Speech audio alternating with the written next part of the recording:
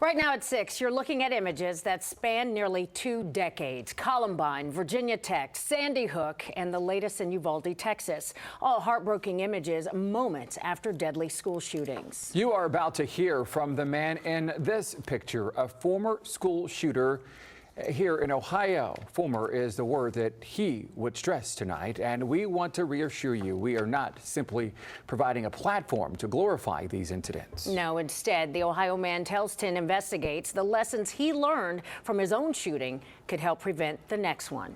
Here's Chief Investigative Reporter Bennett Haberly. More than 14 years have passed since this headline first appeared, since this image showed armed officers with guns trained on a 15-year-old. All that time, more than 5,000 days have given Jeff Javnikar plenty of time to reflect on what he did. I hurt thousands of people just by doing that. I mean, I scared all those kids in the school that day. Their parents were worried for them. I mean, parents of friends, and it's like a ripple effect. The Jeff Javnikar you see now tells me he's far removed from the 15-year-old pictured here, who he says was bullied, overweight, and depressed. Far removed from the Jeff seen in the back row of this photo, taken inside a juvenile detention facility where he was incarcerated for nearly 18 months. Time he earned because of what he did. When I was there and I shot the first shot, it's almost like it made me realize that it was really happening, and it wasn't just all an idea in my head anymore.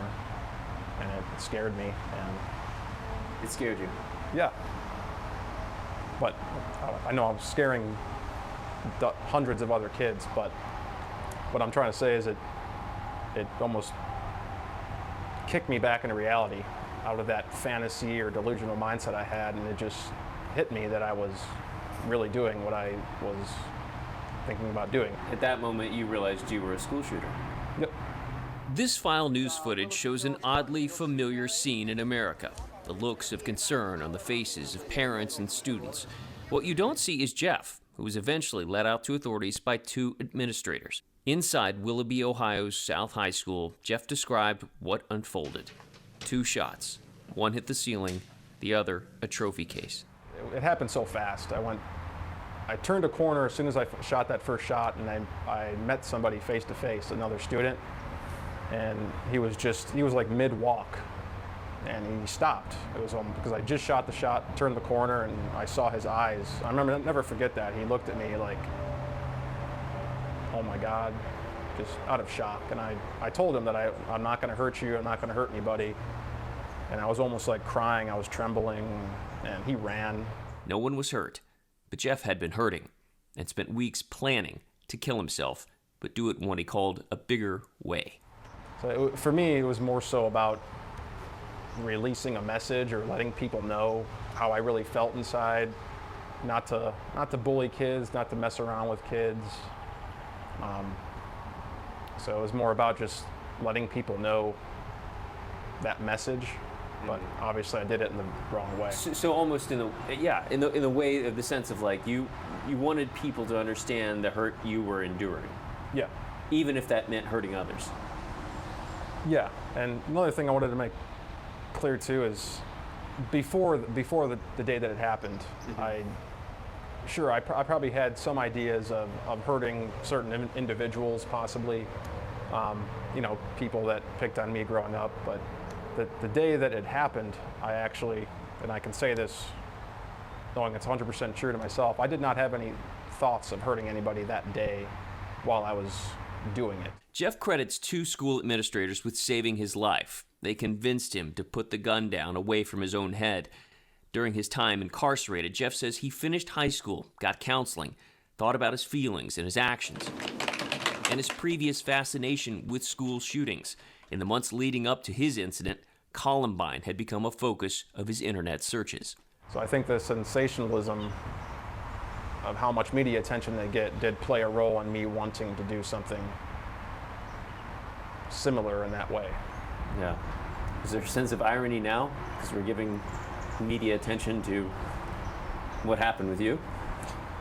Yeah, but I hope this is different. I mean, I hope I can share a message or share something that will help somebody or something. Jeff's experience differs greatly from other similar shootings in that no one was hurt or killed. But 10 Investigates found similarities between Jeff's story and what FBI research has shown. In this 2018 report, the FBI analyzed more than 60 active shooter cases and found nearly half had suicidal ideation. The shooters also showed warning signs and concerning behaviors that those close to them may have seen but failed to act on. In many instances, the FBI wrote, the concern stayed between the person who noticed the behavior and the active shooter. Early recognition, the FBI says, of these incidents may represent critical opportunities for detection and disruption. Jeff said his mother knew something was wrong, but others around him missed the warning signs. Yeah, I should say I should probably bring a gun to school, and it was almost like me trying to tell them in a way. And I remember one friend even the week before, for like 2 days in a row, he saw me in the hallways. He goes, "You bring the gun to school?" Like joking around. So yeah, there were definitely warning signs. If somebody's talking like that, I think it should definitely be reported or told, regardless of if you're afraid, if they're just joking. Yeah. Because when you were saying this to friends, were you hoping someone would say, "Hey, what are you talking about?"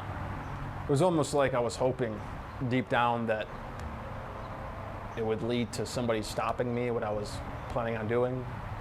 Each school shooting in America is jarring, but for Jeff and his family, it prompts a reliving of his tragedy averted. It is why, he says, he chose to share his story now, in hopes it will prevent the next one.